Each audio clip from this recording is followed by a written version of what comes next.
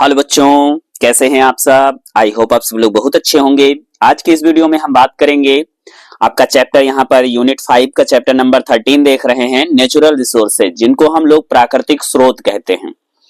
प्राकृतिक स्रोत में हम लोगों को जो है क्या पढ़ना है, जो हमारा यूनिट नेचुरल रिसोर्सेज है, इसमें हमारा जो चैप्टर है आवर इन्वायरमेंट्स मीन्स हमारा पर्यावरण या हमारा जो वातावरण है उसके बारे में हम लोगों को पढ़ना है। अगर हम सिलेबस की बात करें तो इकोसिस्टम पढ़ना है और यहाँ पर इन्वायरमेंटल प्रॉब्लम्स पढ़नी है, मतलब वातावरणीय जो समस्याएं होती हैं, ओजोन डिप्लीशन पढ़ना है, ओजोन छिद्र या ओजोन क्षरण। यहाँ पर waste production and their solutions पढ़ने हैं, मतलब जो हमारे उत्सर्जी पदार्थ उत्पादन और उनका जो है समाधान, इनके बारे में पढ़ना है या निदान। Biodegradable and non biodegradable substances, यानी कि जो जैव अपघटनीय पदार्थ हैं और अजैव जो जैव अनअपघटनीय या जो नहीं अपघटित होते हैं, उन पदार्थों के बारे में हम लोगों को यहाँ पर पढ़ना है। तो आई होप हम लोग जो है यहाँ पर पढ़ते हैं मीनिंग ऑफ इन्वायरमेंट। इन्वायरमेंट का क्या अर्थ होता है, तो थोड़ा सा हम जूम कर लेते हैं ताकि आप लोगों को क्लियर थोड़ा सा दिखाई पड़े।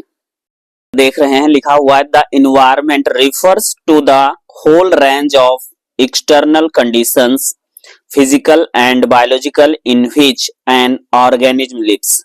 इन्वायरमेंट क्या है? इन्वायरमेंट का आशय होता है जितनी भी चीजें हमारे बाहर या जो भौतिक और जैवीय जो घटक दिखाई देते हैं उन्हें हम क्या कहते हैं, उन्हें हम वातावरण कहते हैं, इन्वायरमेंट कहते हैं, पर्यावरण कहते हैं। कहने का मतलब ये है कि जितनी भी ऑर्गेनिज्म लिव्स इन व्हिच, मतलब कहने का ये है कि जो भी हमारे चारों ओर सजीव और निर्जीव चीजें जो दिखाई देती हैं उन्हीं को हम लोग क्या कहते हैं, इन्वायरमेंट कहते हैं। क्या कहते हैं? इन्वायरमेंट कहते हैं।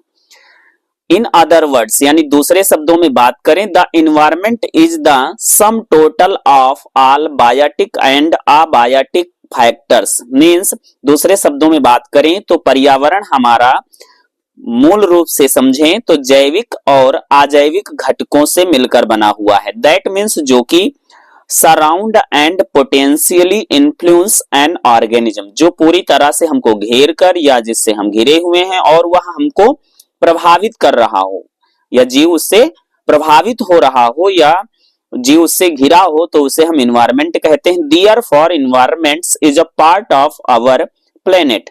इन्वायरमेंट क्या है? इन्वायरमेंट हमारी पृथ्वी, हमारे जो ग्रह है जिसे हम पृथ्वी कहते हैं, पृथ्वी का एक हिस्सा है।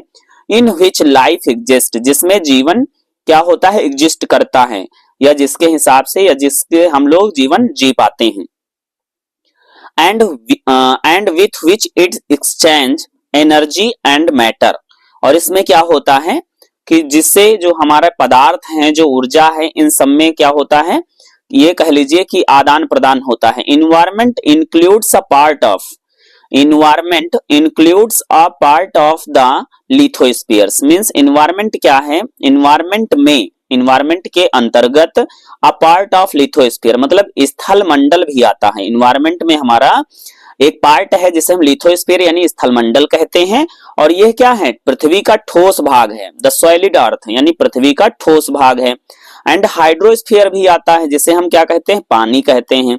यानी पृथ्वी का वह भाग जो पानी है उसे हम हाइड्रोस्फीयर कहते हैं, और जो ठोस है उसे हम लिथोस्फीयर यानी स्थल मंडल कहते हैं, इसे हम जल मंडल कहते हैं। एंड यहां पर आप देख सकते हैं, ये दिख रहा होगा आप लोगों को, ये लिखा हुआ है कि ऑल कंपोनेंट, हाँ यहां पर देख रहे हैं environment includes a part of the lithosphere, the solid earth, hydrosphere, water and atmosphere. Means जो हमारा इन्वायरमेंट है, इन्वायरमेंट इंक्लूड्स यानी इन्वायरमेंट के अंतर्गत क्या आता है, अ पार्ट ऑफ द लिथोस्फीयर, मतलब लिथोस्फीयर का भी भाग है, एंड जिसे हम सॉलिड अर्थ कहते हैं यानी जमीन, धरती, धरा है। और इसके बाद में हाइड्रोस्फीयर क्या होता है, पानी, एंड मींस और, इसे हम जलमंडल कहते हैं, इसे स्थल मंडल कहते हैं, एंड मींस और, एटमॉस्फेयर मींस वायुमंडल। तो ये सभी प्रकार के जो मंडल बनते हैं उसे हम इन्वायरमेंट कहते हैं। एक हमारा ऐसा मंडल भी होता है जो तीनों मंडलों में पाया जाता है, जिसको हम लोग क्या कहते हैं, बायोस्फीयर कहते हैं। ठीक है, क्या कहते हैं, बायोस्फीयर कहते हैं। बायोस्फीयर जो हमारा होता है उसमें सिर्फ और सिर्फ बायोटिक फैक्टर होते हैं। लेकिन इन्वायरमेंट में क्या होता है, environment is a good combination of biotic and abiotic factor और non biotic factor. Next paragraph समझते हैं। ऑल कंपोनेंट्स, कंपोनेंट्स का मतलब क्या होता है, घटक, घटक, ठीक है, जिसमें हम बायोटिक और अबायोटिक कंपोनेंट्स के बारे में बात कर रहे थे। तो यहां पर देखेंगे all components biotic and non biotic और abiotic of the environments work together and influence each other. कहने का मतलब है जितने भी समस्त जो है या सभी जो घटक होते हैं, कारक होते हैं, चाहे वो जैवीय हो या अजैवीय हो, एक दूसरे के साथ यानी कंपोनेंट्स वर्क टुगेदर, ये एक दूसरे के साथ रह करके कार्य करते हैं, एंड इन्फ्लुएंस प्रभावित करते हैं, ईच अदर एक दूसरे को प्रभावित करते हैं। एन ऑर्गेनिज्म एक जीव कैन नॉट बी आइसोलेटेड, मतलब कोई भी जीव जो है वो क्या कर सकता है, पृथक नहीं रह सकता है, फ्रॉम इट्स एनवायरमेंट, मतलब किसी भी कोई भी जीवधारी, कोई भी जीव कैन नॉट बी आइसोलेटेड पृथक नहीं रह सकता है, फ्रॉम इट्स एनवायरमेंट इस एनवायरमेंट से, इस वातावरण से अलग नहीं रह सकता है। Because each organism act as an open system, यहाँ पर क्यों अलग नहीं रह सकता है, क्योंकि ऑर्गेनिज्म जो है act as on an open system, एक खुले तंत्र की भांति कार्य करता है। It regularly exchange matter and energy with the surroundings, यह नियमित तरीके से पदार्थ या द्रव्य और ऊर्जा जो है अपने आसपास के जो ऊर्जा और द्रव्य होते हैं इनमें क्या होता रहता है, एक्सचेंज होता रहता है, आदान प्रदान होता रहता है। यहाँ पर हम नेक्स्ट देखते हैं। नेक्स्ट हेडिंग है हमारी What happens when we add our waste to the environment? What means क्या, happens means होता है या घटित होता है, when means जब, we means हम, add means जोड़ देते हैं या उसमें मिला देते हैं, और our means अपना या हमारा, waste means बेकार पदार्थ या उत्सर्जी पदार्थ, to the environment, environment में क्या होता है जब हम अपना बेकार उत्सर्जी कूड़ा करकट है ना, वेस्ट मटेरियल एनवायरनमेंट में मिला देते हैं। तो आप सभी जानते हैं जब हम अपना उत्सर्जी पदार्थ वेस्ट मटेरियल एनवायरनमेंट में मिला देंगे तो एनवायरनमेंट क्या हो जाएगा, पॉल्यूटेड हो जाएगा, प्रदूषित हो जाएगा, गंदा हो जाएगा, and this condition known as pollution, ठीक है। And this factor which pollute the environment, then this factor known as pollutants, जिन्हें हम प्रदूषक कहते हैं, ठीक है भाई। ऐसे पदार्थ जो किसी पदार्थ की अवस्था को गड़बड़ कर रहे हो, बिगाड़ रहे हो, डिस्टर्ब कर रहे हो, तो वो पॉल्यूटेंट्स कहलाते हैं। क्या कहलाते हैं, पॉल्यूटेंट्स कहलाते हैं। यहाँ पर चलिए हम लोग थोड़ा सा स्पीड तरीके से पढ़ते हैं। Every day we generate different kinds of waste such as plastic, polywax, paper, pieces, vegetables and fruits, peels, stale food articles etcetera. प्रत्येक दिन वी मीन्स हम, जनरेट मीन्स उत्पन्न करते हैं, डिफरेंट काइंड्स विभिन्न प्रकार के वेस्ट, जैसे कि प्लास्टिक हो गया, पॉलीबैग हो गया, पेपर, पीसेज एंड वेजिटेबल्स, फल के छिलके, एंड इसी प्रकार से बहुत सारे जो आर्टिकल्स होते हैं, चीजें होती, वस्तुएं होती हैं, उनको हम उत्सर्जी पदार्थ के रूप में रोज जो है उत्पन्न करते हैं या जनरेट करते हैं। What happens to all these waste materials means क्या होता है जब हम इन सब चीजों को जो है वेस्ट मटेरियल्स के रूप में, या हम कह सकते हैं कि ये सभी चीजें क्या होती हैं जो वेस्ट मटेरियल्स होती हैं। तो सम ऑफ दीज मटेरियल्स, वो कौन कौन से पदार्थ होते हैं जो वेस्टेज होते हैं, तो some of these materials are not environment friendly, मतलब कुछ हमारे वातावरण में पाए जाने वाले ऐसे भी सब्सटेंस होते हैं जो एनवायरमेंट फ्रेंडली नहीं होते हैं, इको फ्रेंडली नहीं होते हैं। जैसे प्लास्टिक हो गया, फलों के छिलके भाई इको फ्रेंडली होते हैं, कुछ दिन में मिट्टी में पड़े रहेंगे, मिट्टी में मिल जाएंगे तो इको फ्रेंडली हो जाएंगे, ठीक है भाई। तो कुछ चीजें इको फ्रेंडली नहीं होती, एनवायरमेंट में ऐड नहीं की जा सकती हैं। They keep on accumulating in the environment and in long course of time create problems, वो लंबे समय तक हमारे जो है एनवायरमेंट में पड़ी रहती हैं और बहुत सारी समस्याएं उत्पन्न करती हैं। Other materials do not create any problem because they are degraded to simple compounds by the action of some fungi and bacteria। Means कुछ ऐसी चीजें होती हैं जो हम लोगों को समस्या उत्पन्न नहीं करती हैं, उसमें बैक्टीरिया और फंजाई जो होते हैं उसको क्या करते हैं, जो मृतोपजीवी सैप्रोफाइटिक मृतोपजीवी सड़े गले चीजों पे उगने वाले जो बैक्टीरिया एंड फंजाई होते हैं उसको डिकम्पोज कर देते हैं, डिग्रेड कर देते हैं, तोड़ देते हैं, ठीक है। तो वो सभी जो फैक्टर होते हैं वो हमारे शरीर, हमारे सराउंडिंग में आके क्या करते हैं, पोल्यूशन नहीं, या कह लीजिए कि प्रॉब्लम क्रिएट नहीं करते हैं। These living beings, these living beings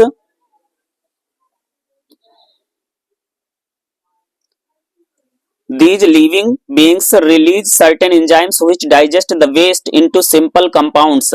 means वो सभी बैक्टीरिया और एंजाइम क्या करते हैं, कुछ एंजाइम को रिलीज करते हैं और इनको डाइजेस्ट, पचा देते हैं, the waste into simple compounds. Waste को क्या करते हैं, सिंपल कंपाउंड में पचा देते हैं और वो डिकम्पोज हो जाते हैं।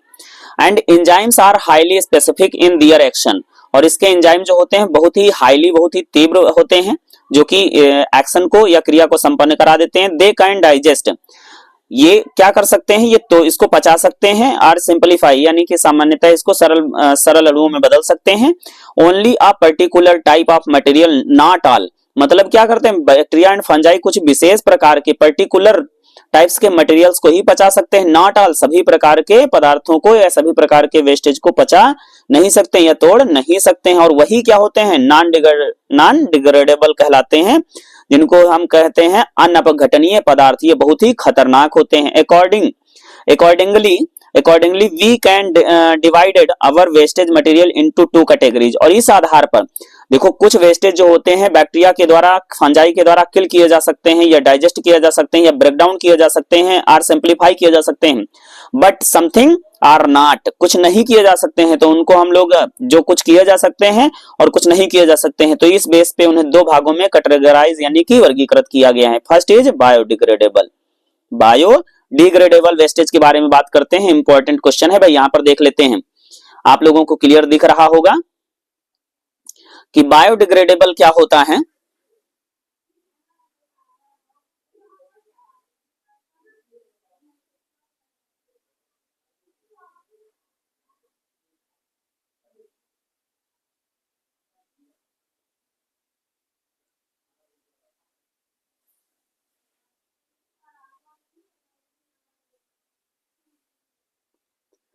बायोडिग्रेडेबल का मतलब होता है जो सूक्ष्म जीवों के द्वारा डिकम्पोज किए जा सके और ब्रेक डाउन किए जा सके या सिंप्लीफाई किए जा सके। The waste materials that can be broken down simple harmless substances by biological process are called biodegradable, जिसको हम लोग भैया हिंदी में कहते हैं जैव अपघटनीय या जैव घटनीय, जैव अपघटनीय पदार्थ या जैव अपघटनीय पदार्थ या उत्सर्जी पदार्थ या वेस्टेज।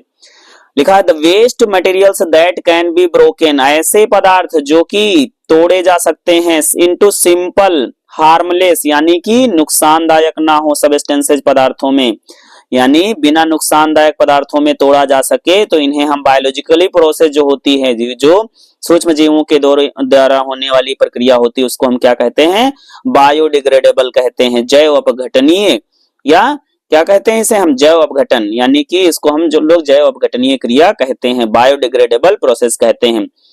वेस्ट, हाँ, और ऐसे पदार्थ जो है बायोडिग्रेडेबल वेस्टेज कहलाते हैं। These waste material can be, these यहां पर आप देख सकते हैं, these waste materials can be degraded, मतलब ऐसे पदार्थ, ऐसे उत्सर्जी पदार्थ जो होते हैं वो डिग्रेडेड किए जा सकते हैं, सिंप्लीफाइड किए जाते हैं इनटू सिंपलर कंपाउंड्स, और जटिल उत्सर्जी पदार्थों को सरल कंपाउंड्स में बदल दिया जाता है by the action of various micro organism, यानी बहुत सारे सूक्ष्म जीवों के द्वारा, सच है जब बैक्टीरिया और फंजाई, यानी कि वो सूक्ष्म जीव क्या होते हैं, बैक्टीरिया और फंजाई के द्वारा इन्हें सरल अणुओं में बदल दिया जाता है ना, into simpler compounds by the action of various micro organism. कौन सी एक्शन, वेरियस, विभिन्न प्रक्रमों द्वारा, विभिन्न क्रियाओं द्वारा, किसकी मदद से, माइक्रो ऑर्गेनिज्म। और कौन कौन से माइक्रो ऑर्गेनिज्म है, सच है जैसे कि बैक्टीरिया और फंजाई, यानी कि जीवाणु तथा कवक। These do not cause environmental pollution, और क्या होता है, ये पर्यावरण के कारण, दीज डू नॉट कॉज मतलब इनके कारण इन्वायरमेंटल पोल्यूशन, वातावरणीय प्रदूषण नहीं होता है, जैसे cow dung, vegetable and fruits, मतलब इन सब चीजों से क्या होता है भैया, इन्वायरमेंटल पोल्यूशन नहीं होता है। Cotton, jute, paper, wood, tea leaves, leather, animal products, plant waste and agricultural products, इन सब चीजों से क्या होता है, इन्वायरमेंटल पोल्यूशन नहीं होता है। तो ये सभी चीजें क्या कहलाएंगी, बायोडिग्रेडेबल वेस्टेज कहलाएंगी। ठीक है भाई, फलों की छिलकियां हो गए, सब्जियों के छिलके हो गए, गोबर हो गया, दूध, है ना।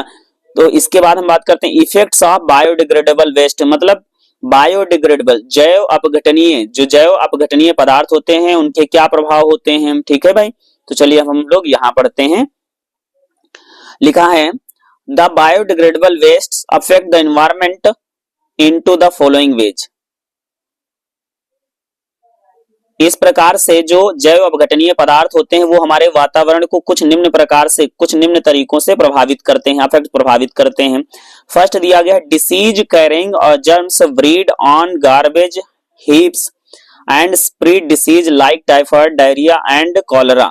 मतलब कुछ जो है हमारे वेस्ट मटेरियल जो होते हैं वो क्या करते हैं, फैलाते हैं। क्या फैलाते हैं भाई, जर्म्स फैलाते हैं, जर्म्स फैलाते हैं एंड स्प्रेड डिसीज, कौन से, मियादी बुखार, डायरिया एंड कॉलरा, जिसको हैजा भी कहते हैं। तो इस तरह के रोग भी फैलाते हैं बायोडिग्रेडेबल सब्सटेंसेस, ठीक है, वेस्टेज।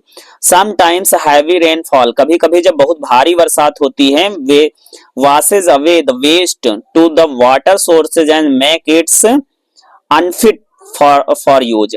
कहने का मतलब ये है जब ये उत्सर्जी पदार्थ जो बायोडिग्रेडेबल वेस्टेज होते हैं, जब कभी कभी भारी बरसात होती है तो ये बह जाते हैं, और कहाँ बह जाते हैं, वाटर सोर्स के पास बह जाते हैं, और वो क्या करते हैं, वो उस पानी के पास जाकर के जमाव कर देते हैं, जिससे कि वहां पानी, वह औषधि जो होती कभी कभी पानी वाटर सोर्स के पास मिल जाती है, जिससे वह पानी क्या हो जाता है, यूज करने के लायक नहीं बचता है, अनफिट हो जाता है, अयोग्य हो जाता है फॉर यूज, है ना, प्रयोग के अयोग्य हो जाता है, ठीक है। उसके बाद यहाँ पर थर्ड पॉइंट देखते हैं। थर्ड पॉइंट यहां पर देख रहे हैं भाई, थर्ड पॉइंट है, ये रहा आपका थर्ड पॉइंट आ गया।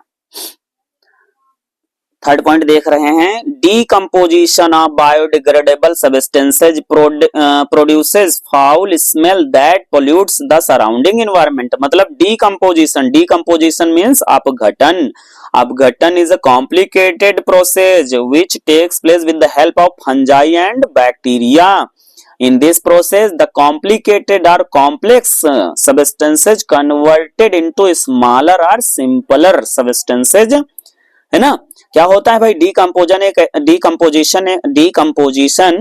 एक ऐसी प्रक्रिया है, डीकंपोजिशन एक ऐसी प्रक्रिया है जिसमें क्या होता है, जटिल अणु सरल इकलक इकाइयों में बदलने का कार्य होता है। लिखा है decomposition of biodegradable substances produce foul smells, मतलब डीकंपोजिशन में जो भी बायोडिग्रेडेबल सब्सटेंसेज होते हैं वो क्या करते हैं, गंदी स्मेल को देते हैं, एंड पोल्यूट्स, गंदा करते हैं, द सराउंडिंग्स मींस वातावरण को, है ना, वातावरणीय जो क्षेत्र होता है वातावरण को क्या करते हैं, गंदा कर देते हैं।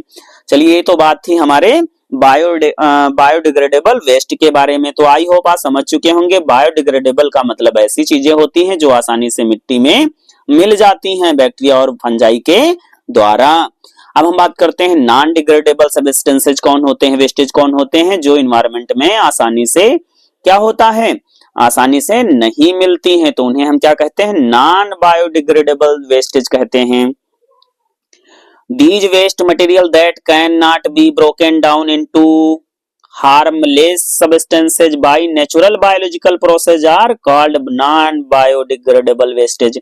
कहने का मतलब ये है बेटा कि ऐसे पदार्थ जो कि आसानी से, या कह लीजिए जो कि सूक्ष्म जीवों के द्वारा कोई भी उत्सर्जी पदार्थ जो है बिना नुकसानदायक वाली चीजों में ना बदल पाए, है ना, हार्मलेस चीजों में ना बदल पाए, by natural biological process, biological process के द्वारा बिना नुकसानदायक चीजों वाले में बिना बदले क्या हो, जो कहते हैं बना रहे, तो उसे हम नॉन बायोडिग्रेडेबल सब्सटेंसेज कहते हैं। मतलब ऐसे पदार्थ जो अपघटित नहीं होते हैं, जो के त्यों बने रहते हैं, वातावरण को गंदा करते हैं, हम लोगों को हार्म पहुंचाते हैं, ऐसे पदार्थ जो होते हैं उन्हें नॉन बायोडिग्रेडेबल वेस्टेज कहते हैं।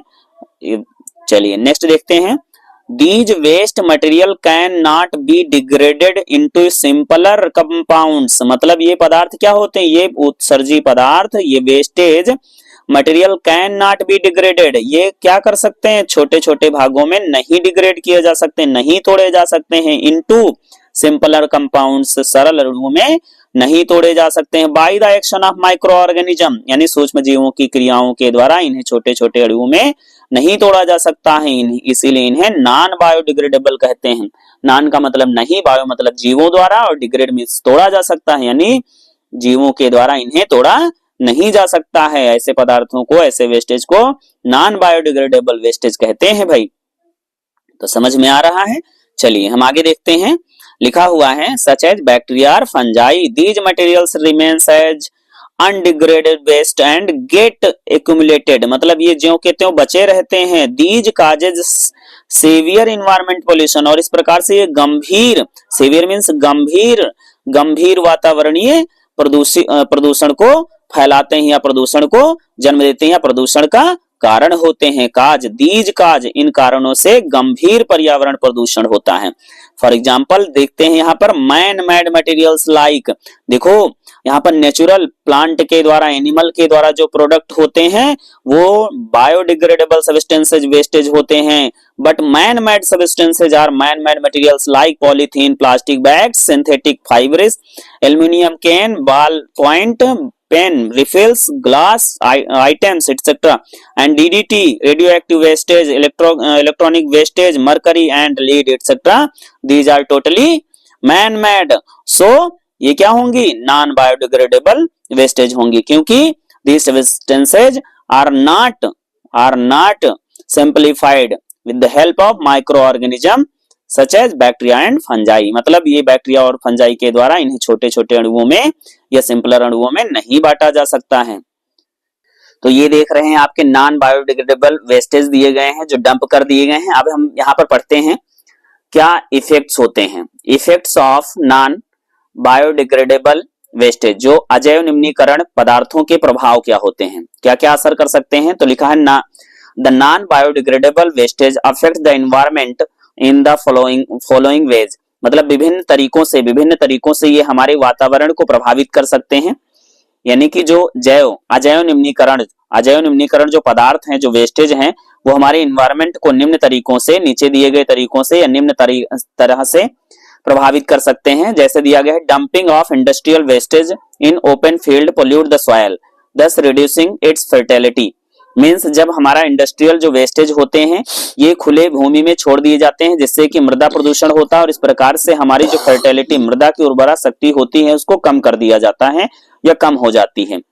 सेकंड दिया गया है, these waste substances enter the food chain, और इस प्रकार से जो वेस्ट मटेरियल होते हैं, वेस्ट सब्सटेंसेज होते हैं, पदार्थ होते हैं, हमारे फूड चेन में क्या करते हैं, फसल के माध्यम से पहुंच करके वो हमारे स्वास्थ्य को प्रभावित करते हैं या हमारे स्वास्थ्य को गंभीर कर देते हैं। नेक्स्ट पॉइंट दिया गया है, the harmful chemical and pesticide seep into the soil and contaminated ground water sources, और इस प्रकार से जो भी हमारे रसायन होते हैं, पेस्टिसाइड होते हैं, वो सभी क्या करते हैं, हमारी भूमि को जो है कंटामिनेट कर देते हैं, संक्रमित कर देते हैं भूमि को, और जो वाटर के सोर्स होते हैं उनको भी कंटामिनेटेड कर देते हैं या संक्रमित कर देते हैं। तो इस प्रकार से जो है ये नॉन डिग्रेडेबल जो सब्सटेंसेज या वेस्टेज होते हैं, इस प्रकार से वातावरण को प्रभावित करते हैं। यहाँ पर हम देखेंगे लिखा हुआ है कि सेप्रोफाइट एंड बायोडिग्रेडेशन क्या होता है, इसके बारे में देखते हैं। लिखा है, the organism which derive their nutrition from dead and decaying organic matter are called saprophytes. saprophytes का मतलब होता है मृतोपजीवी। द ऑर्गेनिज्म मींस जीव, which means जो कि derive मींस उत्पन्न करते हैं या बनाते हैं, their मींस अपना, nutrition मींस पोषण, फ्रॉम मींस से, डेड मींस मृत, एंड मींस और डिकेइंग मींस मृत या उनके उत्सर्जी पदार्थ या उनसे प्राप्त, ऑर्गेनिक कार्बनिक, मैटर मींस द्रव्य, आर मींस हैं, और कॉल्ड मींस जाने जाते हैं, कहे जाते हैं, सेप्रोफाइट्स मींस मृतोपजीवी। ऐसे जीव जो अपना भोजन मृत शरीर या मृत पदार्थ से प्राप्त करते हैं, ऐसे जीवों को हम सेप्रोफाइट्स कहते हैं। These includes many bacteria and fungi, इसके अंतर्गत विभिन्न प्रकार के बैक्टीरिया और यानी जीवाणु तथा कवक आते हैं। These organism act as a decomposers in an ecosystem, ये पारितंत्र में एक डिकम्पोजर या अपघटक का कार्य करते हैं। And helps in the simplification of biodegradable matters, और इस प्रकार से जो ये जैव निम्नीकरण पदार्थ होते हैं, द्रव्य होते हैं, उनका क्या करते हैं, सरलीकरण करते हैं, उनको छोटे छोटे अणुओं में, बड़े बड़े अणुओं को छोटे छोटे अणुओं में तोड़ देते हैं, तोड़ने का कार्य करते हैं। And this process of conversion of complex organic matter into simple compounds by saprophytes is called biodegradation। जैव निम्नीकरण का मतलब होता है जब किन्हीं सूक्ष्म जीवों के द्वारा कॉम्प्लेक्स ऑर्गेनिक मटेरियल को सिंपल कंपाउंड्स में बदला जाता है with the help of saprophytes, bacteria और फंजाई के द्वारा। तो इस प्रोसेस को हम बायोडिग्रेडेशन कहते हैं। तो आई होप सेप्रोफाइट आप समझ चुके होंगे। सेप्रोफाइट्स का मतलब होता है सूक्ष्म जीव होते हैं जो ये काम करते हैं। बायोडिग्रेडेशन एक प्रक्रिया है जो सूक्ष्म जीवों के द्वारा जटिल अणुओं को छोटे अणुओं में तोड़ा जाता है। तो आप लोगों को कैसा वीडियो लग रहा है एंड समझ में आ रहा है कि नहीं आ रहा है, अपनी राय जरूर दें भाई। तो चलिए अब हम बात करते हैं इकोसिस्टम के बारे में पढ़ते हैं। यहाँ पर देख रहे हैं इकोसिस्टम दिया गया है। इकोसिस्टम देखते हैं, इकोसिस्टम क्या होता है। The term ecosystem was given by AG Tansley in 1935। जो टर्म है इकोसिस्टम, जिसको हिंदी में पारितंत्र कहते हैं, पारितंत्र शब्द जो है किसके द्वारा दिया गया, एजी टेंसले के द्वारा दिया गया सन 1935 में। उसके बाद में हम देखते हैं इकोसिस्टम के बारे में बहुत सारी जानकारी आपको यहाँ पर मिलने वाली है।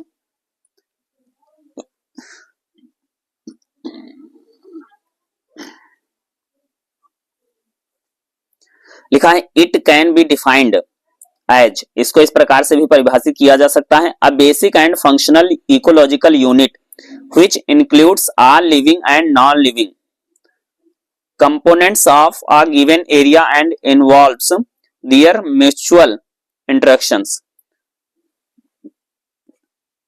कहने का मतलब ये है द फंक्शनल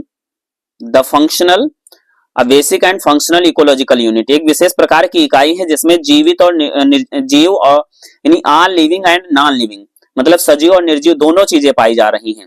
ठीक है, दोनों चीजें पाई जा रही हैं। तो इन दोनों में जो आपका इंटरेक्शन होता है उसी को हम क्या कहते हैं, पारितंत्र कहते हैं। यानी पारितंत्र में सजीव और निर्जीव दोनों पाए जाते हैं और एक दूसरे के साथ रहते हैं, आदान प्रदान होता है। तो इसको हम लोग क्या कहते हैं, पारितंत्र कहते हैं। पारितंत्र में बायोटिक और जो जीवित चीजें होती हैं उन्हें बायोटिक कंपोनेंट कहते हैं और जिन्हें हम निर्जीव होते हैं उन्हें हम अबायोटिक कंपोनेंट कहते हैं। उसके बाद देखते हैं ecosystem is a self sustaining, मतलब इकोसिस्टम में कोई अलग से नहीं मिलाना होता, वो सेल्फ सस्टेनिंग होते हैं। मतलब उसमें जैसे खुद भोजन बनता है, खुद अपघटक आएंगे, खुद उपभोक्ता आएंगे, वो सारी चीजें स्वयं चलती रहती हैं। तो सेल्फ सस्टेनिंग होता है। Structural and functional unit of biosphere, जीव मंडल की सेल्फ सस्टेनिंग यूनिट्स होती हैं, चाहे वो संरचना के आधार पर हो चाहे क्रिया के आधार पर हो। An ecosystem need only input of sunlight energy for its functioning, किसी भी पारितंत्र में, एक पारितंत्र में यह आवश्यक होता है कि उसमें सूर्य का प्रकाश मिलता रहे और वहीं से क्या हो जाएगा, वह कार्य करने के लिए जो है ऊर्जा वहीं से प्राप्त हो जाएगी। मतलब किसी भी पारितंत्र में कार्य करने के लिए उसमें सिर्फ और सिर्फ सनलाइट की जरूरत होती है। The example of ecosystem are a pond or a lake and river, forest, desert, grassland and a mountain। इस प्रकार से जो हमारे इकोसिस्टम होते हैं वो कई प्रकार के होते हैं, जैसे यहाँ पर pond ecosystem, lake ecosystem, river ecosystem, forest ecosystem, desert ecosystem, grassland ecosystem. ठीक है, तो यहाँ पर आप देख रहे हैं विभिन्न प्रकार के, जैसे ये दिखे आपको pond ecosystem, lake ecosystem, river ecosystem and forest, desert, ये सब इकोसिस्टम है।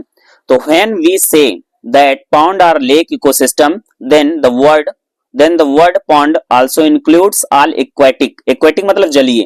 अगर पॉन्ड इकोसिस्टम है, लेक इकोसिस्टम है, तो इसमें जितने भी ऑर्गेनिज्म होंगे, कंज्यूमर्स होंगे, प्लांट होंगे, वो सभी एक्वेटिक होंगे, जलीय होंगे, चाहे वो प्लांट हो या एनिमल्स हो। which occurs in this pond water because the living organism are found everywhere।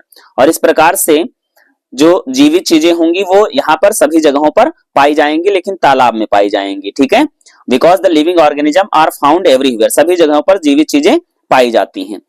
तो यहाँ पर आप देख रहे हैं ये आपका ये रहा पॉन्ड इकोसिस्टम। आप देखेंगे यहाँ पे जो इकोसिस्टम ऑफ पॉन्ड या पॉन्ड इकोसिस्टम दिया गया है, इसमें देखेंगे जो प्लांट दिख रहे हैं ये प्रोड्यूसर का काम कर रहे हैं। सन जो है यहाँ पे सूरज है, सबको प्रकाश दे रहा है, ये भी यहाँ पर प्रोड्यूसर का काम कर रहे हैं। और ये देखिए फ्लोटिंग प्लांट्स हैं एंड सबमर्ज प्लांट हैं, तो ये सभी हमारे प्रोड्यूसर होते हैं। रोटेड प्लांट्स दिया गया है, जड़ वाले पौधे दिया गया है, सबमर्ज प्लांट दिया गया है। ठीक है, तो ये सभी हमारे प्रोड्यूसर होंगे। अब प्रोड्यूसर में छोटे छोटे यहाँ पे दिख रहे हैं, ये भी जो एल्गा होते हैं, यूग्लिना होते हैं। ठीक है, या शैवाल होते हैं वो भी हमारे प्लांट जो है प्रोड्यूसर होंगे। यहाँ पर देखेंगे फाइटोप्लैंक्टन्स लिखा हुआ है, पादप प्लवक जिसको बोलते हैं, छोटे छोटे पौधे जो कभी कभी नग्न आंखों से भी नहीं दिखाई देते हैं तो उनको पादप प्लवक कहते हैं। अब पादप प्लवक को जो छोटे छोटे कीट होते हैं वो खाते हैं तो उनको कहते हैं प्राइमरी कंज्यूमर, जो प्लैंक्टन्स। क्या कहते हैं? जो प्लैंक्टन्स। एंड जो प्लैंक्टन्स को कौन खाएगा? छोटी छोटी मछलियां खाएंगी। कौन खाएगा? छोटी छोटी मछलियां, तो उनको सेकेंडरी कंज्यूमर कहते हैं, स्मॉल फिशेज।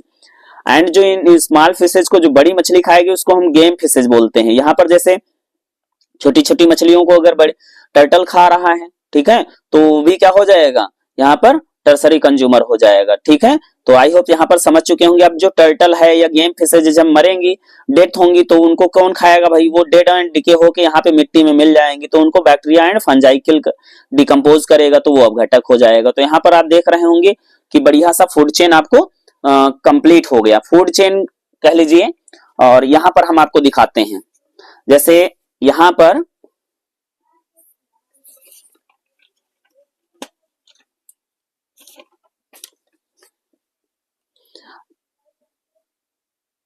पर जैसे शैवाल, यहाँ पर जैसे शैवाल को कौन खाएगा? जंतु प्लवक खाएंगे, जंतु प्लवक खाएंगे, जिनको हम क्या कहते हैं? जू प्लैंक्टन्स। जू प्लैंक्टन्स। जो प्लैंक्टन्स को कौन खाएगा? छोटी मछलियां, छोटी मछलियां खाएंगी। कौन खाएगा? छोटी मछलियां। और छोटी मछलियों को कौन खाएगा? बड़ी मछलियां। कौन खाएगा? बड़ी मछलियां। तो देखो ये क्या हो गए? उत्पादक हो गए। क्या हो जाएंगे? उत्पादक हो जाएंगे। ये प्राथमिक उपभोक्ता हो गए, ये उपभोक्ता हो गए, प्राथमिक उपभोक्ता क्योंकि शाकाहारी हैं। ये द्वितीयक उपभोक्ता हो गए और ये क्या हो गए? तृतीयक उपभोक्ता हो गए। अब जब मछलियां मरेंगी तो क्या हो जाएगा? इनको कौन डिकम्पोज करेगा? इनको कौन डिकम्पोज करेगा? इनको कौन डिकम्पोज करेगा? ये तृतीयक हो गए, तृतीयक उपभोक्ता हो गए, तो इनको डिकम्पोज कौन करेगा? इनको जीवाणु और कवक, जीवाणु और कवक जो है डिकम्पोज करेंगे, तो इनको अपघटक कहते हैं। क्या कहते हैं? इनको कहेंगे अपघटक। अपघटक। तो आप समझ चुके होंगे ये क्या बन गई? फूड चेन बन गई। क्या बन गई? फूड चेन बन गई। चलिए उसके बाद में हम पढ़ते हैं यहाँ पर, तो इकोसिस्टम आपको समझ में आ चुका होगा, पॉन्ड इकोसिस्टम था। और कंपोनेंट्स इकोसिस्टम की बात करें तो इसमें हमने आपको बता ही दिया है कि उत्पादक, उपभोक्ता तथा अपघटक होते हैं। तो उत्पादक के बारे में थोड़ा सा हम यहाँ पर पढ़ लेते हैं, देखते हैं इसमें क्या दिया गया है। यहाँ पर आप देख सकते हैं ये स्ट्रक्चर दिया गया है, ये स्ट्रक्चर रहा आपका। यहाँ पर देखेंगे इकोसिस्टम लिखा हुआ है। इकोसिस्टम को हम पारितंत्र कहते हैं। पारितंत्र में दो घटक होते हैं, अबायोटिक कंपोनेंट्स जिसको हम इसमें पढ़ते हैं कि निर्जीव चीजों के बारे में, ये बायोटिक कंपोनेंट्स होता है। तो चलिए निर्जीव चीजों के बारे में पढ़ लेते हैं। लिखा हुआ इनऑर्गेनिक सब्सटेंसेज, अकार्बनिक पदार्थ, water gases, minerals etcetera. And organic जो हमारे यहाँ पे कार्बनिक है, ये कार्बनिक पदार्थ जैसे carbohydrates, fats, proteins, humic acid, substances etcetera. And ये क्लाइमेटिक कंडीशन है, क्लाइमेटिक फैक्टर्स हैं, जैसे लाइट हो गया, टेम्परेचर हो गया, विंड हो गया, सॉइल हो गया, ह्यूमिडिटी हो गया, पीएच वैल्यू हो गया। और बायोटिक जैविक चीजें कौन सी होती है? प्रोड्यूसर जो अपना भोजन स्वयं बना लेते हैं फोटोसिंथेटिक रिएक्शन के द्वारा, ये हमारे ग्रीन प्लांट्स आते हैं। एंड कंज्यूमर्स, कंज्यूमर्स यहाँ पर देखेंगे हर्बीवोरस होता है, कार्निवोरस होता है। कार्निवोरस को यहाँ पर प्राइमरी और यहाँ पर देखेंगे प्राइमरी और सेकेंडरी में बांटा गया है ना। आप यहाँ पे हर्बीवोरस प्राथमिक लिख सकते हैं, द्वितीयक लिख सकते हैं और इसको तृतीयक लिख सकते हैं, इस प्रकार से भी पढ़ सकते हैं। ठीक है। एंड यहाँ पर डिकम्पोजर्स लिखा हुआ है। डिकम्पोजर्स का मतलब होता है अपघटक, इसमें बैक्टीरिया और कवक आते हैं। तो आप इकोसिस्टम आप समझ चुके होंगे।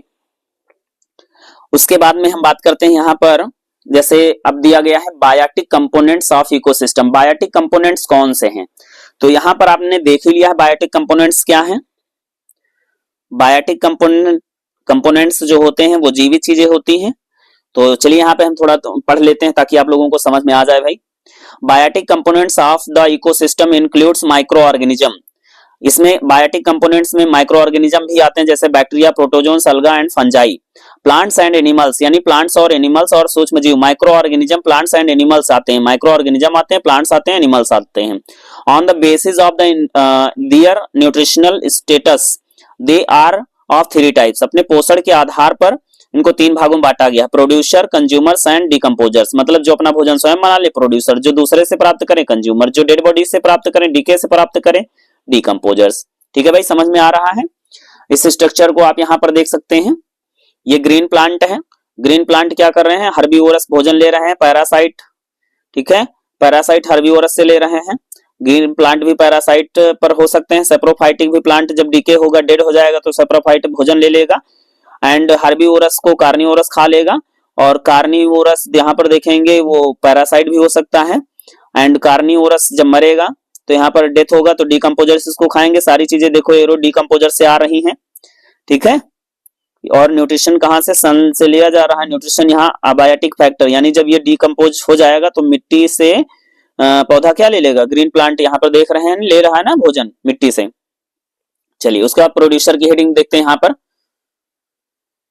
Producers are the organism which produce own food in the ecosystem। मतलब प्रोड्यूसर ऐसे जीव होते हैं जो अपना भोजन जो है पारितंत्र में स्वयं बना लेते हैं। बाई कैरिंग आउट फोटोसिंथेसिस, प्रकाश संश्लेषण क्रिया के द्वारा। By utilizing energy from sunlight, by utilizing energy from sunlight. All other organism depends directly and indirectly on producers for the supply of food.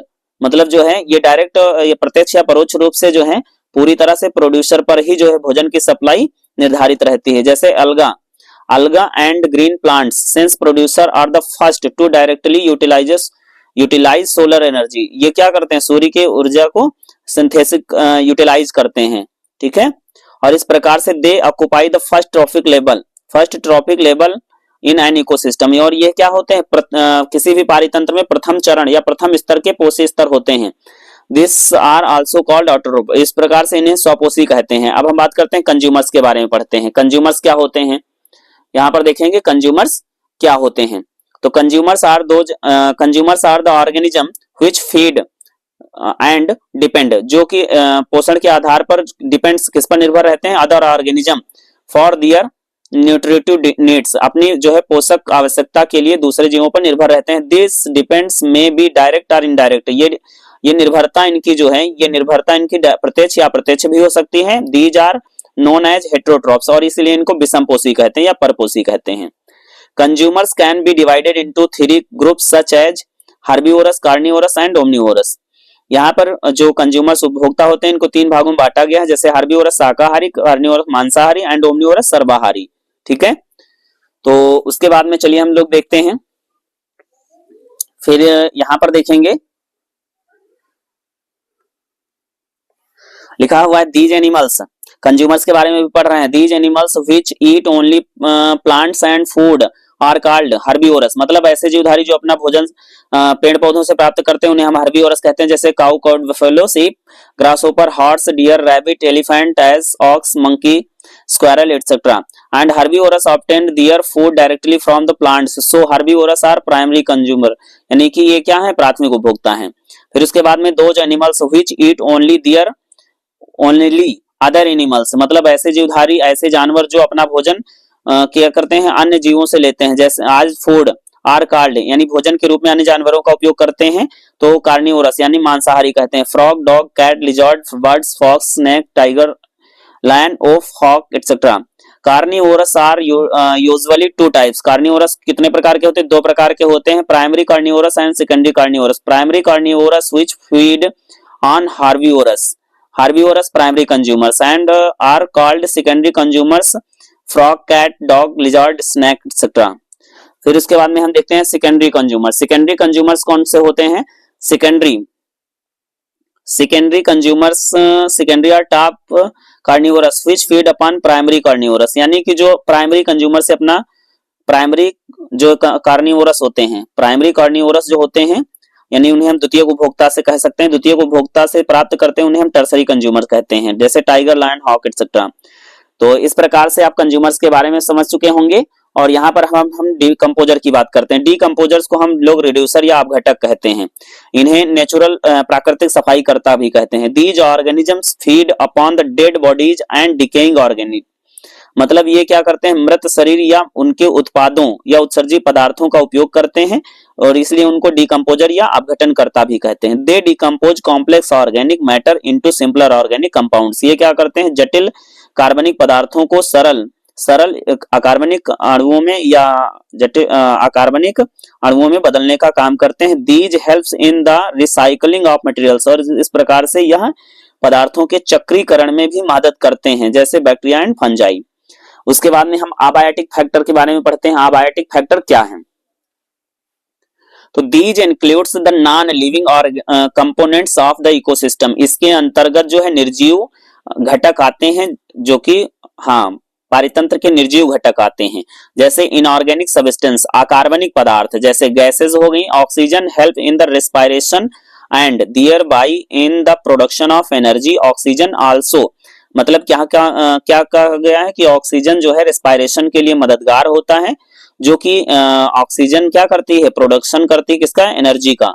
Oxygen also help in the oxidation और decomposition of organic matter, और oxygen क्या करती है, oxidation करवाती है, यानी कि decomposition की क्रिया को संपन्न कराती है। Carbon dioxide gas help in photosynthesis. Carbon dioxide की जो प्रक्रिया होती है प्रकाश संश्लेषण में महत्वपूर्ण भूमिका निभाती है। Nitrogen is the essential components of nucleic acid and proteins, और नाइट्रोजन क्या है, एक आवश्यक या महत्वपूर्ण घटक है जो कि न्यूक्लिक एसिड या प्रोटीन के निर्माण में महत्वपूर्ण भूमिका निभाती है। वाटर के बारे में पढ़ते हैं।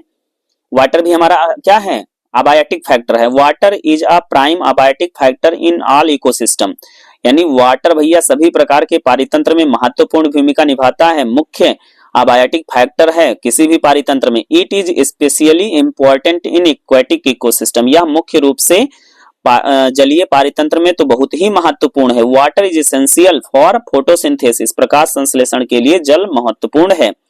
It is the main source of oxygen, जल ही ऑक्सीजन का मुख्य सोर्स है। रिलीज्ड इन फोटोसिंथेसिस, जो कि प्रकाश संश्लेषण के द्वारा ऑक्सीजन मुक्त होती है, और किसकी मदद से, वाटर की। It is essential for metabolic activities of organism, यह हमारे शरीर में या किसी भी जीवधारी के शरीर में मेटाबॉलिक रिएक्शन जो होती है, एक्टिविटीज होती है, उसमें बहुत ही जरूरी होती है। यही कारण होता है जब हम लोग पानी पीते हैं तो हम लोगों को ऊर्जा या एनर्जेटिक महसूस करते हैं, क्योंकि उस समय मेटाबॉलिक रेट बढ़ जाती है। मिनरल्स हम बात करते हैं। Minerals elements are essential for all organism. These are specially important for plants which take them directly from the soil, और ये क्या करते हैं, मृदा से सीधे ले लेते हैं। उसके बाद में ऑर्गेनिक सब्सटेंसेज के बारे में पढ़ते हैं। Organic substances of the ecosystem are carbon containing compounds which are mainly produced by the living organism or their waste products। इसमें कहा गया है जो कार्बनिक पदार्थ हैं, जो कार्बनिक पदार्थ हैं वो पारितंत्र में कहां से, कार्बन कंटेनिंग कंपाउंड्स होते हैं, कार्बन से बने हुए पदार्थ होते हैं, जो मुख्य रूप से प्रोड्यूस्ड बाई, यानी मुख्य रूप से कहां से उत्पन्न किए जाते हैं, जीवों के द्वारा, है ना, जीवों के द्वारा या उनके उत्पाद से प्राप्त होते हैं। दीज इंक्लूड्स प्रोटीन, इसके अंतर्गत कौन सी चीजें आती हैं, प्रोटीन आती, carbohydrate, fat, lipids, humic substances, sewage and animal wastage भी आते हैं। उसके बाद में क्लाइमेटिक फैक्टर क्या होते हैं, क्लाइमेटिक फैक्टर के बारे में पढ़ते हैं। यहाँ पर क्लाइमेटिक में देखते हैं, लाइट हो गया। All plants and animals depend directly and indirectly on sunlight, यानी पेड़ हो या जानवर, प्रत्यक्ष अप्रत्यक्ष रूप से दोनों ही पेड़ पौधे या जंतु सनलाइट पर डिपेंड रहते हैं या निर्भर रहते हैं। लाइट हेल्प्स इन फोटोसिंथेसिस, प्रकाश की मदद से प्रकाश संश्लेषण की क्रिया होती है। Pigmentation and metabolic growth and movement in plants, और इसी के क्या होता है, ये सारी क्रियाएं होती। Photoperiodism and diurnal rhythms sunlight, यानी जो फोटो दीप्तकालिता होती है, आपने सुना होगा फोटोपीरियडिज्म, प्रकाश या दीप्तकालिता, short day plant, long day plant होता है ना, इसके लिए भी भैया लाइट बहुत एसेंशियल है। Sunlight is the ultimate and the biggest source of energy on the अर्थ, मतलब पृथ्वी पर सूर्य का प्रकाश ही सबसे बड़ा ऊर्जा का स्रोत है। टेम्परेचर के बारे में बात करेंगे, ये सब भैया अबायोटिक कंपोनेंट चल रहे हैं। Temperature organisms are highly sensitive to temperature change and accordingly they undergo morphological, behavioral and physiological adaptation and to suit the to extremes of temperature। मतलब ये सारी चीजें क्या करती हैं, टेम्परेचर पर डिपेंड करती हैं, या इसके लिए टेम्परेचर जिम्मेदार होता है, या कह लीजिए टेम्परेचर के हिसाब से ये सारी चीजें काम करने लगती हैं। Cold blooded animals exhibit phenomenon like estivation, hibernation to avoid extreme temperature changes। कहने का मतलब ये है कि जो कोल्ड ब्लडेड एनिमल्स, ठंडे शीत रुधिर वाले जानवर होते हैं, वो क्या करते हैं भैया, शीत रुधिर वाले क्या करते हैं, जब exhibit phenomenon like to avoid extreme temperature, मतलब जब सर्दी से बचना होता है तो एस्टिवेशन करते हैं, और जब गर्मी से बचना होता है, जब बहुत टेम्परेचर हाई बढ़ जाता है तो हाइबरनेशन, है ना, हाइबरनेशन मरणशील अवस्था में चले जाते हैं गर्मी से बचने के लिए। उसके बाद में तो इस प्रकार से आपका यहाँ पर ह्यूमिडिटी हो गया, सॉइल हो गया, तो बायोटिक कंपोनेंट्स आपके अबायोटिक कंपोनेंट्स और बायोटिक कंपोनेंट्स कंप्लीट होते हैं। उसके बाद में हम पढ़ेंगे फ्लो ऑफ एनर्जी, ऊर्जा का प्रवाह। ऊर्जा का प्रवाह भी महत्वपूर्ण है, तो इसको देख लेते हैं। फ्लो ऑफ एनर्जी क्या है, ऊर्जा का प्रवाह। ऊर्जा के प्रवाह में हम लोग देखते हैं, sun is the ultimate source, sun is the ultimate source of energy in an ecosystem. मतलब ये है कि सूर्य ही हमारे पारितंत्र में ऊर्जा का मुख्य स्रोत है, इकलौता स्रोत है। दिस एनर्जी इंटर्स, यानी कि यह ऊर्जा प्रवेश करती है, द इकोसिस्टम थ्रू, यानी किसी भी पारितंत्र में यह ऊर्जा प्रोड्यूसर या ग्रीन प्लांट के द्वारा ही प्रवेश करती है। The green plants in the terrestrial ecosystem capture about, मतलब जो स्थलीय हमारे पेड़ पौधे होते हैं, स्थलीय पारितंत्र जो होते हैं, स्थलीय पारितंत्र के जो पौधे होते हैं, वो सिर्फ और सिर्फ लिखा 1% ऑफ द सनलाइट, यानी जितनी भी ऊर्जा पृथ्वी पर गिरती है उसका 1% ऊर्जा ही कैप्चर कर पाते हैं, जो कि लीव्स एंड कन्वर्ट, जो कि गिरती है और वह बदलती है किसमें, रासायनिक ऊर्जा में। Of the food by the process of photosynthesis, यानी प्रकाश संश्लेषण की क्रिया द्वारा जितनी भी ऊर्जा गिरती है सनलाइट के द्वारा, उसका सिर्फ 1% ऊर्जा जो होती है इसको कन्वर्ट कर पाते हैं केमिकल, यानी रासायनिक ऊर्जा के रूप में। ठीक है, यानी जितनी भी ऊर्जा गिरती है उसका 1% जो ऊर्जा होती है वो पेड़ पौधे कन्वर्ट कर पाते हैं इस लाइट एनर्जी को केमिकल एनर्जी में। From producer this energy is transferred to the primary consumer, और यह प्रोड्यूसर के द्वारा जो एनर्जी होती है ट्रांसफर्ड होती है किसमें, प्राइमरी कंज्यूमर्स में, यानी हर्बीवोरस होगा। फिर उसके बाद में क्या होता है, which directly feed on the plants, यानी जो कि शाकाहारी होते हैं उन्हीं को, और वो शाकाहारी क्या करते हैं, डायरेक्ट पौधों को चरते हैं, खाते हैं, उनको हम हर्बीवोरस कहते हैं। From herbivorous the energy transferred, यानी अब क्या होगा, हर्बीवोरस से ये ऊर्जा कहां ट्रांसफर्ड होगी, to the next trophic level, and this trophic level known as secondary consumer, यानी जिसको हम प्राइमरी कार्निवोरस कहते हैं, प्राइमरी कार्निवोरस कहते हैं। This energy from secondary consumers is finally transferred to tertiary consumers means top carnivorous। ठीक है भाई, and this movement of energy through successive trophic level is an ecosystem,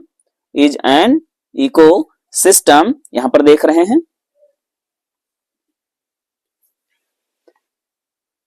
this movement of energy through successive trophic level in an ecosystem is called energy flow। energy flow is always unidirectional, एक दिशीय, ऊर्जा का प्रवाह हमेशा एक ही दिशीय होता है भैया।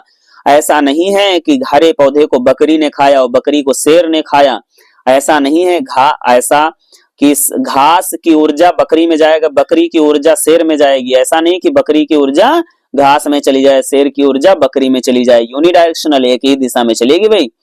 When energy transferred from one trophic level to the next, a great amount of energy gets lost। मतलब जब ऊर्जा जो होती है एक ट्रॉफिक लेवल, एक पोषी स्तर से दूसरे पोषी स्तर या अगले पोषी स्तर पर जाती है, तो ऊर्जा की बहुत ज्यादा मात्रा, a great amount of energy gets lost, मतलब ऊर्जा की बहुत ज्यादा मात्रा जो होती है उसका नाश हो जाता है, लॉस्ट हो जाती, खो जाती है, क्षरण हो जाता है।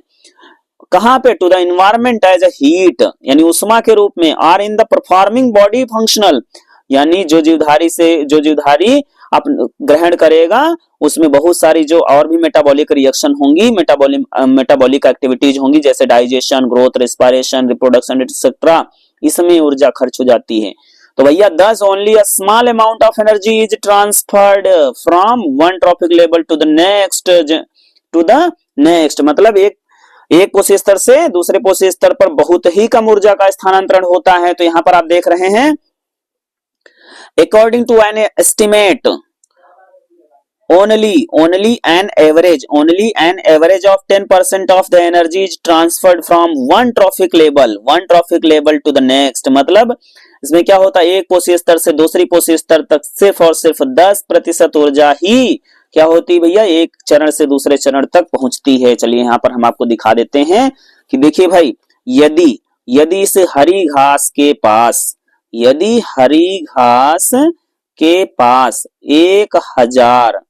1000 किलो कैलोरी ऊर्जा है, तो इसको अगर इस पूरी घास को चूहे ने खा लिया तो इसके पास अब 90% ऊर्जा व्यय कर दो तो कितना बचेगा, 1000 इकाई, दहाई, सैकड़ा, हजार, एक ही हजार है तो 100, कितना बचेगी, 100 किलो कैलोरी। अब इस चूहे को सांप ने खा लिया भाई, किसने खा लिया, सांप ने खा लिया, सांप ने खाया, तो अब यहां पर क्या हो जाएगा, 100 से 100 का 90% हटा दो तो कितना बचेगा, 10 किलो कैलोरी ऊर्जा।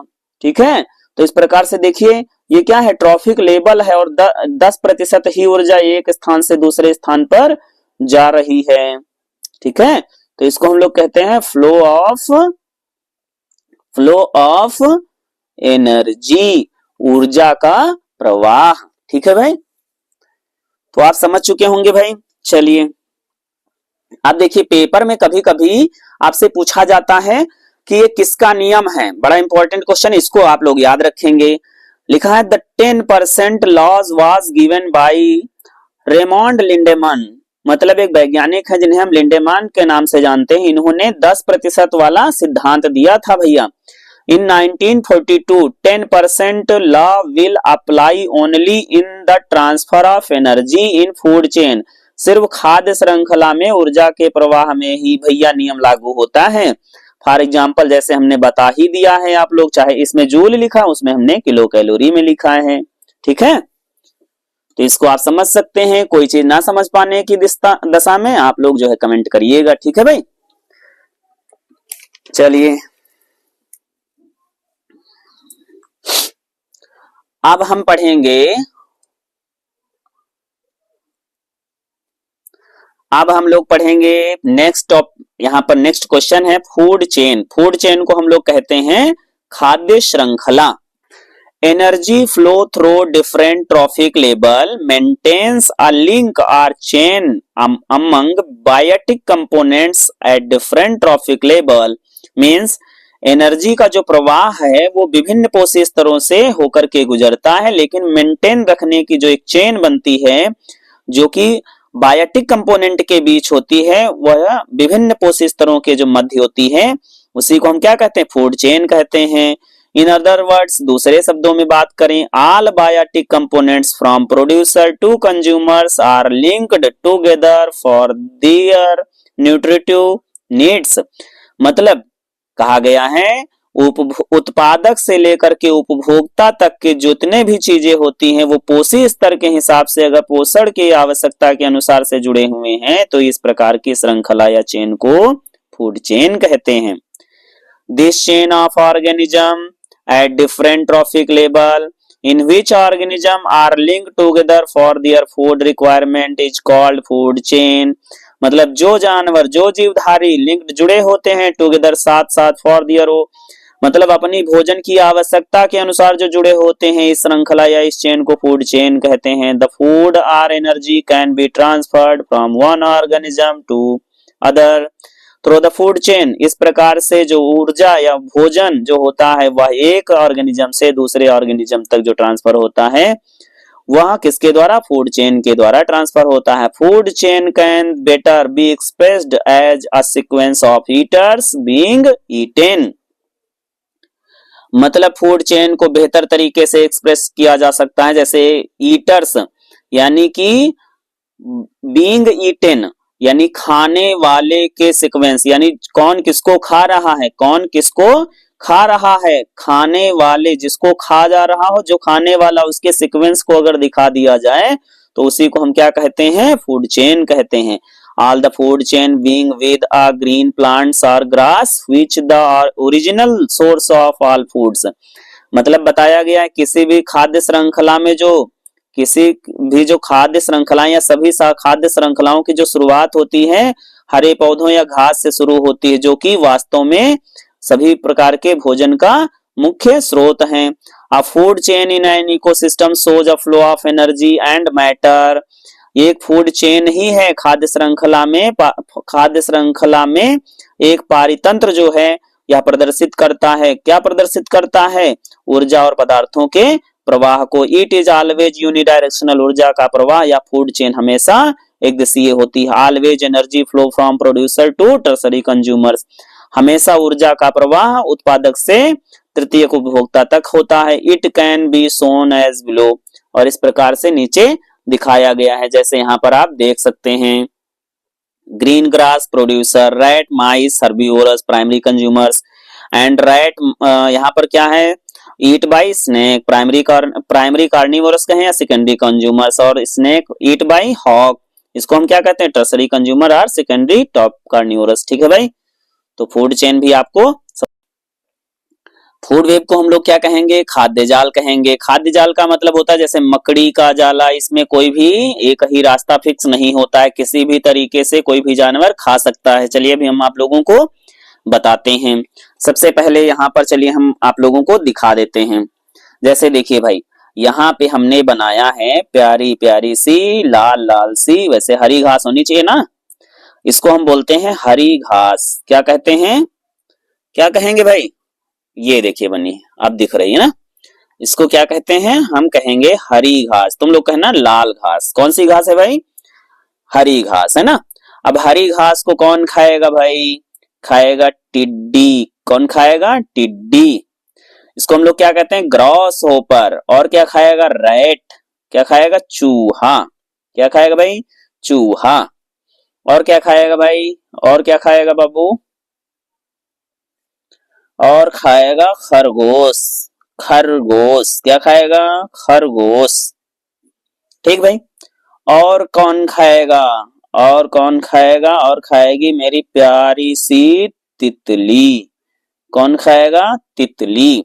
ठीक है, और किसी को खिलाना चाहते हो भाई, बोलो भाई, और किसी को खिलाओगे, और किसी को खिलाओगे, चलो खिला दो हिरन।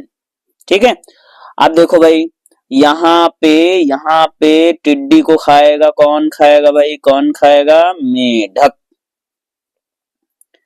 मेढक खाएगा। अब इस मेढक ने तितली को भी बुलाया, आजा मेरे पास, है ना।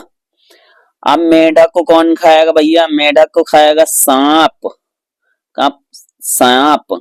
और सांप ने मेढक को खाया, चूहे को बुलाया, आजा मेरे पास सांप। अब देखो यहाँ पे मेढक को तो खा ही रहा है सांप, चूहे को भी सांप खा रहा है, और तितली से बोला आजा, है ना। बात समझ पा रहे हो, यानी कि किसी का भोजन किसी के लिए फिक्स नहीं है, जाल बनता जा रहा है। अब यहाँ पे देखेंगे भैया भेड़िया, बुला लो भैया भेड़िया को। किसको बुला लो, भेड़िया को। भेड़िया बोला आजा खरगोश मेरे पास। ठीक है, क्या बोला, हिरन को बोला आजा मेरे पास। अच्छा, भेड़िया को एक दिन भूख लगी, बोला अच्छा चूहा तू भी आजा। तो देखो यहाँ पे किसी का भोजन फिक्स ही नहीं है, तो इसको हम लोग क्या बोलते हैं, इसको हम लोग बोलते हैं खाद्य जाल। क्या बोलते हैं भाई, इंग्लिश में इसे फूड वेब बोलते हैं। क्या बोलते हैं, फूड वेब बोलते हैं। ठीक है, तो समझ में आया। चलिए अब हम लोग पढ़ते हैं भाई, फूड वेब क्या होता है। इन एनी इकोसिस्टम यानी किसी भी पारितंत्र में a separate food chain does not exist. किसी भी पारितंत्र में एक फूड चेन एग्जिस्ट नहीं करती है, यानी कि ऐसा नहीं है कि तितली को मेढक ही खाएगा या तितली को सांप ही खाएगा, एक चीज नहीं दोनों खा सकते हैं, ये बात इनका कहने का है। नॉर्मली सामान्यतया there is an interconnection of various food chain in an ecosystem, यानी किसी भी फूड वेब में बहुत सारी खाद्य श्रृंखलाएं या विभिन्न खाद्य श्रृंखलाओं में जो समन्वय होता है उसी को हम क्या कहते हैं, फूड वेब कहते हैं। दिस इंटरेक्शंस, दिस इंटरकनेक्शन, ये बीच का जो इंटरकनेक्शन होता है of many food chain is known as food web, मतलब विभिन्न प्रकार की खाद्य श्रृंखलाएं या जो इंटरकनेक्ट होती हैं, interconnection of many food chain is known as food web. ठीक है, तो आई होप आप लोग समझ चुके होंगे। ठीक है, तो इस पे टाइम अब नहीं देते हैं एंड नेक्स्ट टॉपिक पढ़ते हैं। भाई क्या दिया गया है यहाँ पर देखे हैं, देखते हैं भाई, ये रहा, यहाँ पर देख लेते हैं, ये रहा लिखा है if all the organism in one trophic levels are destroyed. देखिए भाई यहां पर कहा गया यदि if all organism in one trophic लेबल are destroyed man's activities like hunting disrupt the food chain, यानी कि कहा गया है if all the organism in one trophic लेबल, यानी कि एक ट्रॉफिक लेबल में सभी जीवधारी क्या हो जाए भैया, डिस्ट्रॉय हो जाए, नष्ट हो जाए, तो फूड चेन क्या हो जाएगी, डिस्टरप्ट हो जाएगी, डिसरप्ट हो जाएगी, है ना, रुक जाएगी भाई। मान लीजिए कि यहां पर जैसे दिया गया, हमने बताया था कि ये रहे आपके, ये रहे इस यहां से लेकर के यहां तक, ये रहे आपके हर्बीवोरस, क्या थे हर्बीवोरस, इनको हम प्राथमिक उपभोक्ता कह लें। इन सबको मार दिया जाए, इन सबको मार दिया जाए तो भेड़िया मेढक ये सब अपने आप मर जाएंगे, डिसरप्ट हो जाएगा, डिसरप्ट हो जाएगा ना, टूट जाएंगे। ठीक है, इनका कहने का मतलब ये है। तो यदि किसी भी पोषी स्तर के जीवों को, यानी सभी, वहां पर किसी भी पोषी स्तर के सभी जीवों को मार दिया जाए तो क्या हो जाएगा, फूड चेन जो है डिसरप्ट हो जाएगी, क्या हो जाएगी, डिसरप्ट हो जाएगी। This disruption of food chain affect the numerous other food chain operating the food web, और इस प्रकार से क्या हो जाएगा, फूड वेब के ऑपरेटिंग सिस्टम को डिस्टर्ब करेगी भाई। If we kill all organism in one trophic level the transfer of food energy to next level will stop, मतलब जब भैया आप किसी पोषी स्तर के जीवों को मार दोगे तो जो अगली पोषी स्तर में ऊर्जा जानी वो स्टॉप हो जाएगी, इनका मतलब ये है। ठीक है, तो इसमें तो आप समझ चुके हैं, समझ सकते हैं भाई। चलिए अब हम पढ़ते हैं, पढ़ेंगे ओजोन डिप्लीशन, ये टॉपिक है how do our activities affect the environment.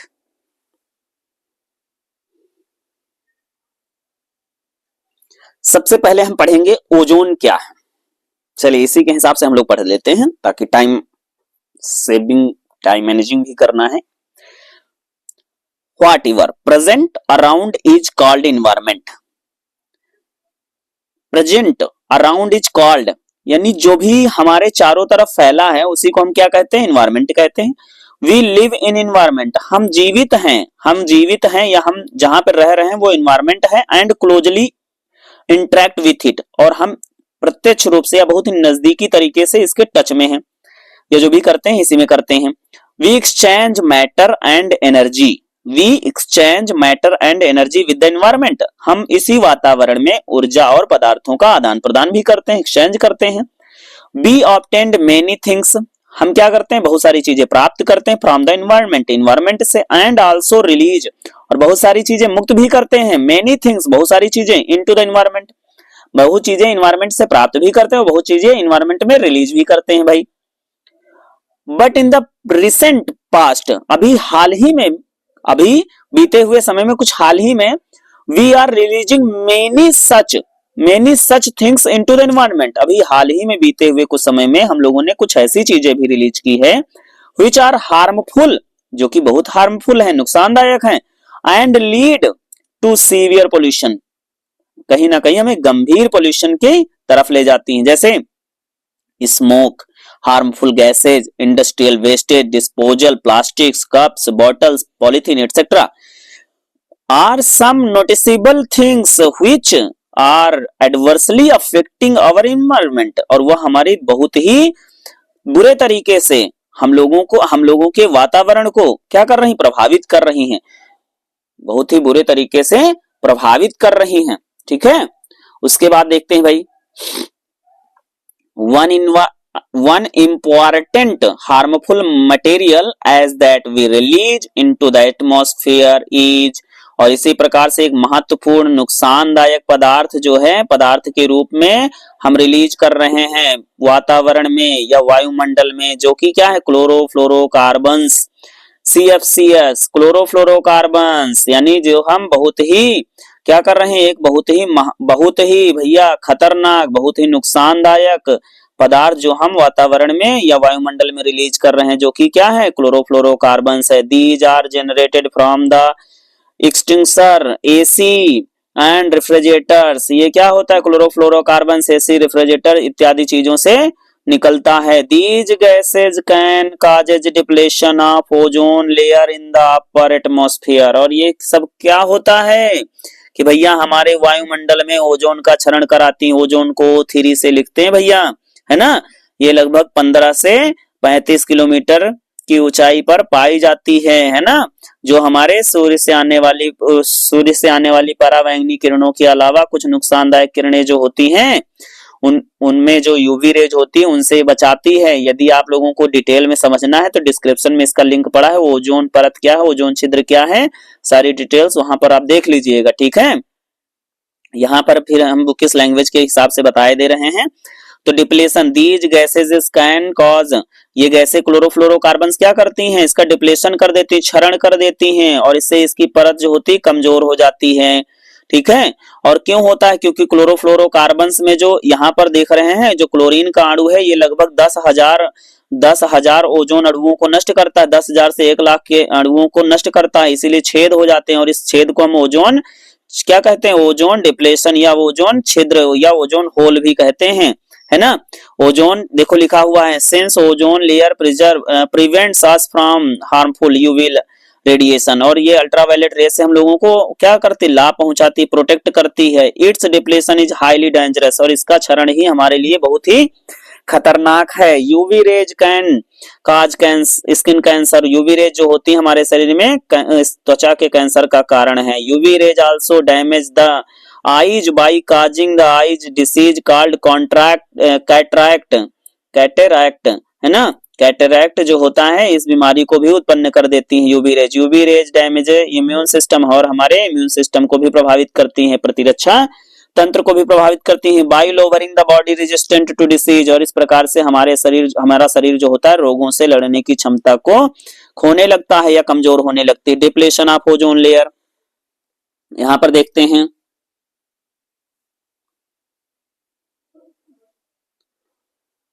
depletion of ozone layer, ozone is a molecule which formed by the 3 atoms of oxygen, यानी 3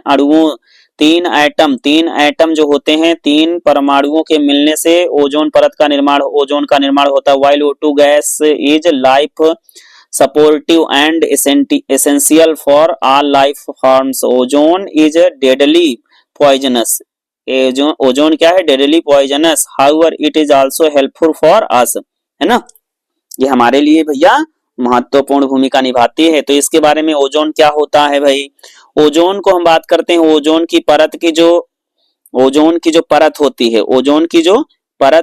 है वो किससे मापते हैं, तो ओजोन को मापने वाली जो इकाई होती है डॉप्सन होती है, ये आपको याद रखना है। ओजोन की जो परत को मापने वाली जो इकाई होती है डॉप्सन होती है। ठीक है, उसके बाद में यहां पर हम देखेंगे, तो इस प्रकार से आपका ये हो गया, ये ओजोन होल हो गया। यहां पर थोड़ा सा हम पढ़ लेते हैं। During the period 1956 to 1970 the ozone thickness above Antarctica varied from 280 to 325 Dobson unit. देखिए हमने बताया था ओजोन को डॉप्सन से नापते हैं, 1 Dobson unit and 1 ppb, the amount of ozone began to drop sharply in the 1980 the thickness was then reduced to 136 Dobson unit in 1985 and 94 Dobson unit in 1994. The decline in ozone layer thickness is known as ozone hole. मतलब जब ozone परत बहुत कमजोर हो जाती है तो उसको हम लोग क्या कहते हैं, ओजोन छिद्र कहते हैं। ठीक है। The ozone hole was first discovered in 1985 over Antarctica. कहां पे? अंटार्कटिका में देखा गया था। In 1987 the United Nation Environment Programme succeeded in making an agreement to freeze CFCS production at 1986 levels. ठीक है। मतलब कहा गया भैया इसको रोको नहीं तो गड़बड़ हो जाएगा। ठीक है। इफेक्ट्स ऑफ ओजोन, ओजोन के क्या दुष्प्रभाव हैं हमने पहले इसके बारे में बात कर लिया है, तो आई होप आप लोग समझ चुके होंगे। तो इस प्रकार से यहाँ पर हम लोगों ने काफी चीजें पढ़ लिए हैं। तो आप लोग बताइएगा इस चैप्टर में कौन सी चीजें आपको समझ में नहीं आई हैं, और आई होप हो चुका है जितनी भी चीजें दी गई थी। कुछ चीजें यहाँ पर, चलिए यहाँ पर कुछ चीजें छूट रही हैं उनको मैं बता देता हूं। जैसे जो चीजों के बारे में हमने नहीं बताया है, जैसे हार्बीवोरस आप जानते हैं शाकाहारी होते हैं, कार्निवोरस मांसाहारी होते हैं, प्रेडेटर्स जो शिकार करते हैं, ओमनीवोरस मतलब शाकाहारी मांसाहारी दोनों होते हैं, पैरासाइट्स मींस परजीवी होते हैं, एटमॉस्फेयर मींस होता है आपका वायुमंडल, लिथोस्फीयर होता है स्थल मंडल यहाँ पर देख रहे हैं, एंड हाइड्रोस्फीयर होता है जलमंडल, और इकोसिस्टम पारितंत्र होता है, प्रोड्यूसर उत्पादक होते हैं हरे पेड़ पौधे, कंज्यूमर्स उपभोक्ता होते हैं जो भी अपना भोजन प्रत्यक्ष या प्रत्यक्ष रूप से पेड़ पौधों से प्राप्त करते हैं, डिकम्पोजर्स जो होते हैं बैक्टीरिया एंड फंजाई होते हैं, फूड चेन को बताया हमने, फूड वेब भी आपने पढ़ा है। उसके बाद में यहाँ पर आप देख रहे हैं बायोमास क्या होता है। बायोमास को देख लेते हैं थोड़ा सा। यहाँ पर लिखा है the living matter of organism, जितना भी जीवधारी जीवित है उसको हम लोग क्या कहते हैं, बायोमास कहते हैं। क्या कहते हैं? बायोमास कहते हैं। It can be defined as the dry weight of living matter in an organism. Biodiversity क्या है? जीवों में पाई जाने वाली भिन्नता को हम बायोडाइवर्सिटी कहते हैं। क्या कहते हैं? बायोडाइवर्सिटी कहते हैं। The variety of shape, size and nature and different organism on the earth is called biodiversity. Ozone layer के बारे में भी बताया गया है, biodegradable waste, non biodegradable waste बताए गए हैं। ठीक है भाई। तो आई होप आप सब लोग ये चैप्टर कंप्लीट हो चुका है। तो इसी तरह के चैप्टर अगर आपको कहीं समझने हैं तो कमेंट में आप बताइएगा, तो उसको समझा दिया जाएगा। और वीडियो आप लोगों को कैसी लगी, वीडियो की राय जरूर आप देना नहीं भूलेंगे। आप कमेंट में वीडियो कैसी लगी उस राय को आप जरूर दीजिएगा। एंड वीडियो को पूरा देखने के लिए आप सभी लोगों का बहुत बहुत धन्यवाद। तो फिर मिलते हैं नई जानकारी के साथ, तब तक के लिए बाय बाय एंड टेक